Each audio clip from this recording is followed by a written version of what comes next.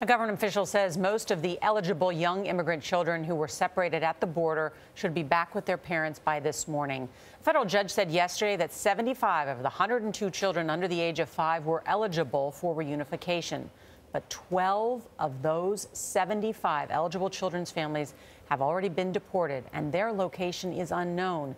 Nearly 3,000 children between the ages of 5 and 17 remain separated from their parents. Mireya Villarreal is in El Paso, Texas, following the complicated reunification process. Mireya, good morning. Well, good morning. Right now, Judge Dana Sabra is expecting another update from the federal government on the progress of reunifying those families that end up at shelters like this one here in El Paso. We were there for one of those emotional reunifications that happened late last night. Bernardino Contreras Trejo and his daughter Fernanda arrived in Baltimore to familiar faces after a long and risky journey. Bernardino says he and Fernanda were separated for 27 days. He claims they came to the U.S. seeking asylum after fleeing violence in their native Honduras.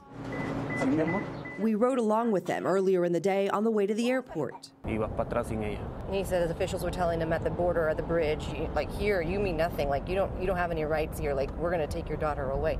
Did you know that it was possible? Yo no sabía. He didn't know that it was possible they could separate.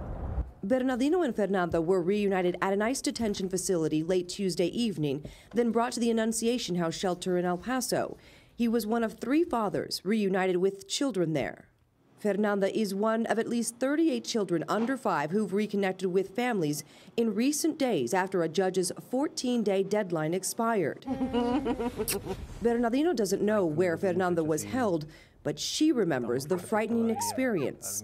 She said that they treated her bad and scolded her. How do you feel when you hear that? Impotente. Powerless, he says, but he remains positive. There are a lot of people that are going to want to deport you, he says, send you back to your country.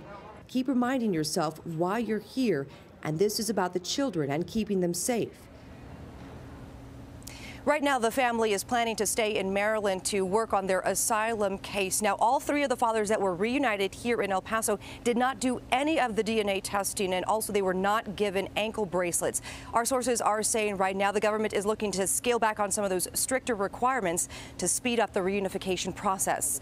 John? Mireya on this story for us. Thank you, Mireya.